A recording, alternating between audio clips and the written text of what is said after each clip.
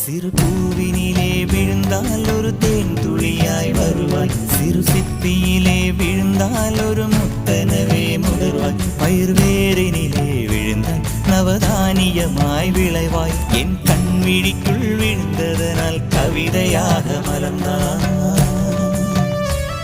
அந்த இயற்கை என்னை படைத்தால் ஒரு பெரிய ஷவர் இது, அட இந்த வயது கழிந்த பிறகெங்கு நனைவது, இவள் கண்ணி என்பது இந்த மழை கண்டறிந்து சொல்லியது. சக்கரவாகமோ மழையை அருந்துமா, நான் சக்கரவாக பறவையாவேன்.